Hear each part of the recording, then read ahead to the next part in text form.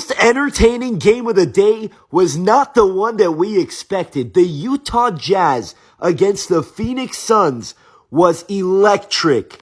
Jazz and Suns tonight from Utah, arguably the two teams that may finish last in the West. Don't tell that to the Utah Jazz, though. They're up by 11 right out of the gate. Markkanen was crazy in this one. Later in the first, it's Markkanen again. Jazz are rolling. Remember, they also destroyed the Clippers already. Second quarter in this one, Suns forging a comeback, and they've talked about changing their culture.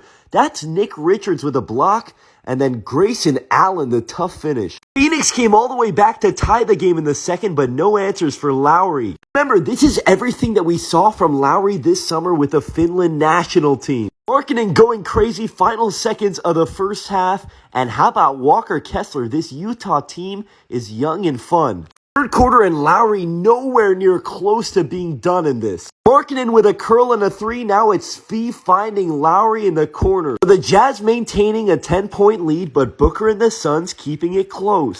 All this talk about Markkanen, don't forget about Keyonte George. Jazz now down by one late in the third. Gillespie with a steal, and check out Mark Williams with a slam. Fourth quarter in this one is when things would get legitimately crazy, starting with another Lowry layup. Jazz up by 8, it's George and it's Kessler. Utah up by 9, 2 minutes to go. And here comes Phoenix. Grayson Allen to Connor Gillespie. It's down to 6. Moments later on defense, here they come again. Mark Williams, what a night for him with a steal, and then it's Gillespie with another. But even still, Utah pulling away again until Royce O'Neal with a steal, and it's down to 3. Now it's a 3-point game with 1:08 to go, and Markkanen says enough is enough. Utah up by 3, 45 seconds to go. This one for sure has to be the one that puts the game away, right? Kessler. Phoenix down by 7, 24 seconds to go. And here comes Devin freaking Booker. Booker with a 3, but they're still down by 6 with 14 seconds to go.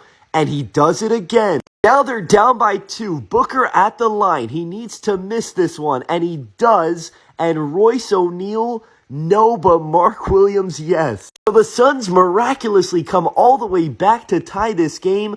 I thought Markkanen was going to make this for sure with the night he was having. We go to overtime now, and this is how it starts. Markkanen finding the rookie Walter Clayton Jr. from Florida. Clayton Jr. with a 3. Now Clayton Jr. knows who to pass it to. What a night for Lowry legend. Still though, the Suns right in this game. Up by 1, Grayson Allen to the rim with a tough lefty finish. But now all tied up, 44 seconds to go. Utah needs an answer. Keyonte saves the day. On the other end, final chance for Phoenix. Gillespie got an amazing look. No good. And Utah is 2-1 despite almost blowing this game in miraculous fashion. This is why I think the NBA is so underrated, because there are so many great things that happen throughout the course of the regular season. But of course, a lot of people wouldn't have known about a game like this unless they see a video like this. And also, a lot of people, including myself, had no idea that this stat was true. Today, Lauri Markkanen became the first Jazz player to have a 50-point game in the regular season since Karl Malone in 1998. Markkanen was getting MVP chance in Utah, and when you get 51 and 14, I think you deserve it. Can't talk about Utah without talking about the night from their starting point guard. 26, 10, and 5 for Keyonte, and 25, 11, 4, and 4 from Kessler. That was a really fun game to watch. Lowry is magnificent. I don't know what to make of these Jazz yet. They're 2-1, and they have a lot of interesting young guys to monitor.